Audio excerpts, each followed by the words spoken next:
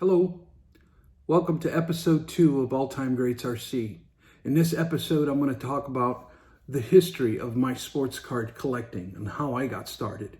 Oftentimes you're asked, how did you get started collecting sports cards, or when, or how?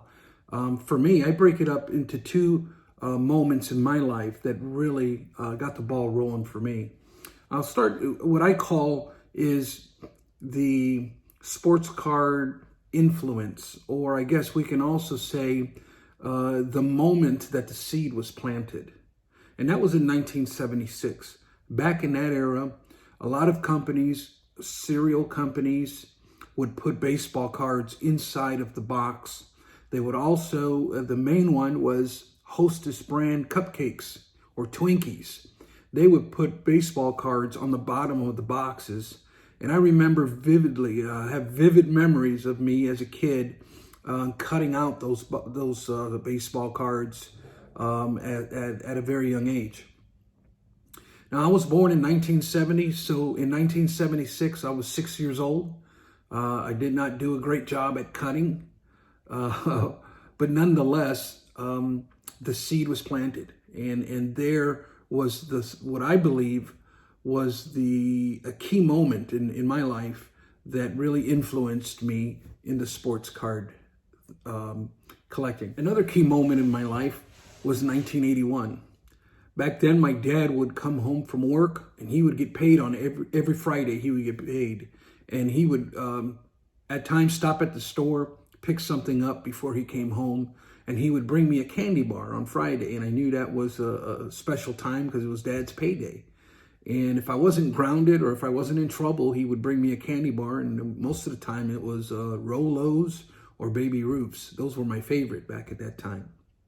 Well, one particular Friday, I remember it very well. It was in the summer of 1981. School had just let out.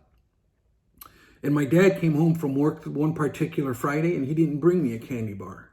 Instead, he brought me packs of baseball cards. And they were given to him by a friend at work, and his friend at work told him to make sure to give these cards to me. And it was 12 packs of baseball cards. It was a mixture of 1981 Fleer and 1981 Donruss. My dad sat me down, gave me the spiel about these being a new thing, a new brand, and that I should take care of them, and I should have fun with them. But man, I remember opening up those packs, and that just lit my collecting, love for sports cards. And so that was a key moment. I remember all summer long playing with those cards. I would read them front and back. I would organize them by number. I would organize them by team. I remember that summer if I got $1 or $2 for whatever reason, and my grandpa or something came by and would give me $1 or $2. Well, there was a little convenience corner store right across the street from us, and they would sell baseball cards there. And they would sell, I remember buying packs of 1981 Topps there for 30 cents. And what I loved about it was they would sell the older ones. They had like 1979 and 1980 Topps, leftovers from the years before, and they would sell those for 5 cents cheaper. And so as a young man, instead of getting 3 packs for $1, I was able to get 4 packs of the older stuff.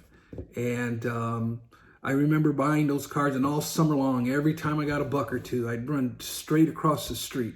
And you would think a 10-year-old boy, you'd think he'd be running straight towards the candy or straight towards something to eat. Not me. I ran straight towards those baseball cards, and I bought packs of baseball cards. And that really was the start of my collecting career, I guess you can say. I was a collector. I got into it, and I followed it pretty heavily. And in 1994, I decided to become a dealer. By this time, I'm in my 20s. I'm young. I'm working. I'm making decent money, and I'm buying sports cards. And so, starting a young family, There's not much expendable cash going around. So I came up with the idea, I'm also going to be a sports card dealer. So I started selling cards pretty extensively in 1994 to about 2002. I just got really discouraged with the amount of product that was being released. I remember with the Ichiro and Albert Pujols rookie card releases were just too many to try to keep up, and I was trying to keep up. That was a big mistake, and it just broke me. It just got to the point where I just felt I could not afford this hobby any longer.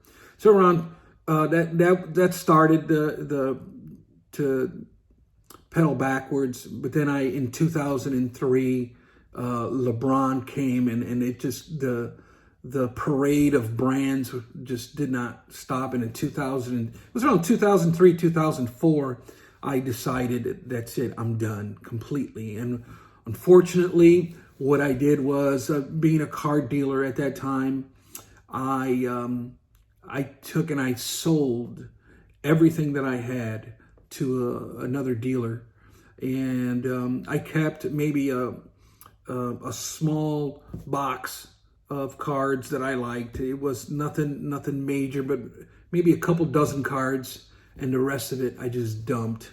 And I got out of it up until 2014 is when the bug bit again, and I started getting back into it. And this time more, I'm a collector. I'm not getting into the selling aspect of it, although sometimes you do have to sell to recoup and progress. But other than that, that's my story. Just wanted to share that with you. Thank you for your time. We'll catch you on the next one.